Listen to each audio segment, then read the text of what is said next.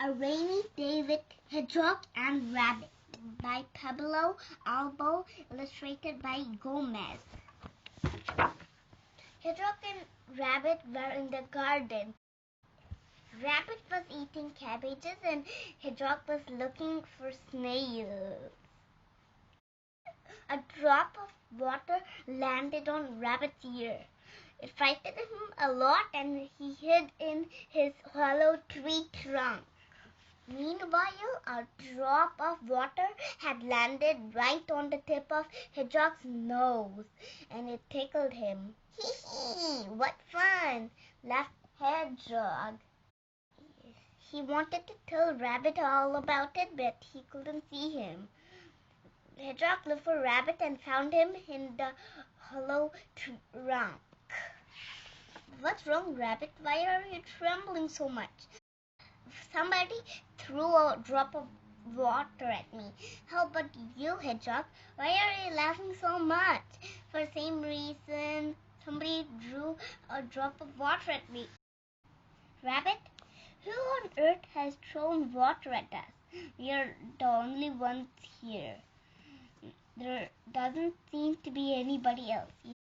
"You said it. There doesn't seem to be. It must have been somebody. Let's find out." Hedgehog looked one way but couldn't see anybody. He looked the other way and still couldn't see anybody. Rabbit had hopped out of the tree trunk and was looking at the ground. Nobody there either. But when he looked up, he noticed something very strange. "Look, Hedgehog, the sky isn't blue anymore," said Rabbit, confused because it was the first time he'd seen a cloudy sky. "That's right, it's lost its color," replied Hedgehog. "Hedgehog, do you think whoever threw water at us also took the color out of the sky?" "I don't know, Rabbit. Let's find out." Together, they started to walk around and ran into Hen, who was busy looking for birds. "Hen, do you know who threw water at us?" asked Rabbit. It might have been, well, you know," she said, pointing upward. She wanted to say rain, but hens are always forgetting the right words for things. "Of course it must have been the owls," said Rabbit, thinking that the hen wanted to say owls. "I've forgotten that they lived up there." Hedgehog and Rabbit knocked the owl's tree. "Hello, Rabbit," said the first owl. "What do you want, Rabbit?" said the second owl.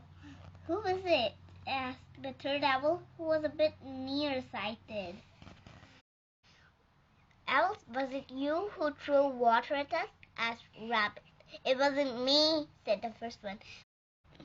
"Me neither," said the second. "Who is it?"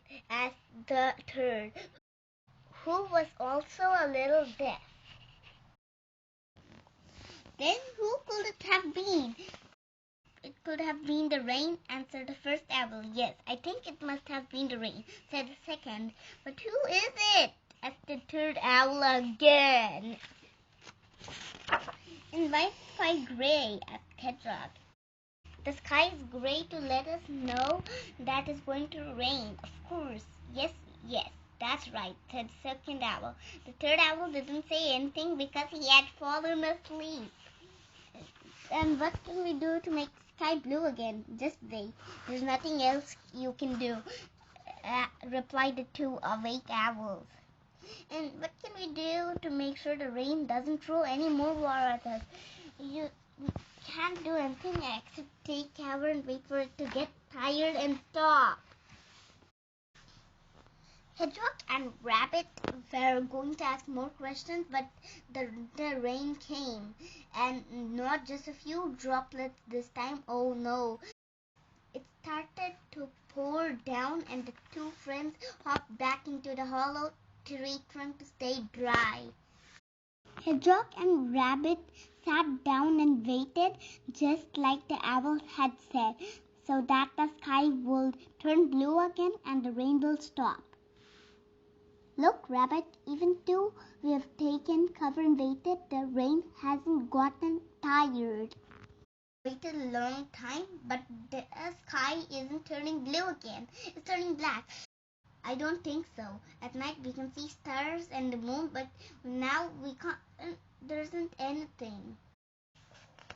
I think it's turning black because it's night time. Hedgehog and Rabbit sat and waited for ages for the rain to get tired of throwing water at them and for the sky to turn blue again. They waited so long that in the end they fell asleep. And when they woke up, they'd done it. The sun was back in the middle of the bright blue sky.